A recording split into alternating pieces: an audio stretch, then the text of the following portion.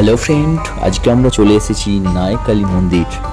300 বছরের পুরনো এই মন্দির শঙ্করপুরে অবস্থিত, জেলা পূর্ব মেদিনীপুর।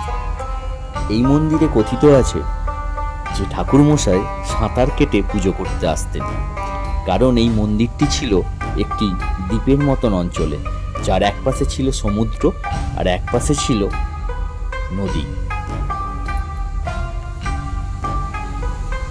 এই মন্দিরটি একসময় পুরো জঙ্গলে ঢাকা ছিল, কিন্তু সময়ের সাথে সাথে মন্দিরটি নতুন করে নির্মাণ করা হয়। মন্দিরেই বিরাজমান মা রুদ্র নায়কালী। এই মন্দিরটি আমাদের বুঝিয়ে দেয় মন্দিরটি একটি শান্তির পরিবেশ স্থাপন করেছে।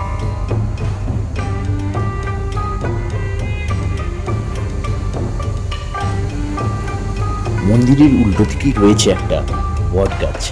এই বট গাছ 300 বছরেরই পুরনো, আর এই বট গাছের নিচে আছে আমাদের স্বয়ং ভোলেনাথ।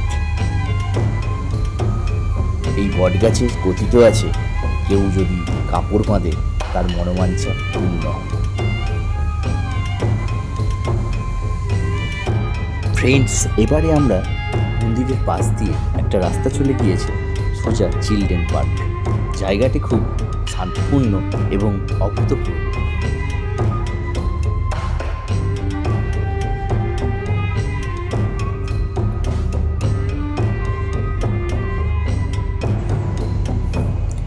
তোমরা দেখতেই পাচ্ছ আমরা অবশেষে চলে এসেছি ওই পার্কটায়। পার্কে স্লিপ আছে, দোলনা আছে, খুব সুন্দর একটি চিলড্রেন পার্ক।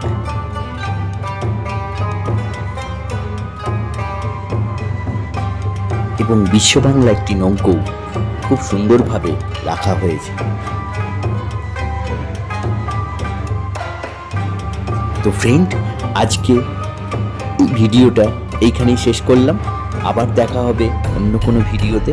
আজকের মতন টাটা। আর তোমরা যদি আমার চ্যানেলে নতুন হও তাহলে এক্ষুনি সাবস্ক্রাইব করে দিও। টাটা।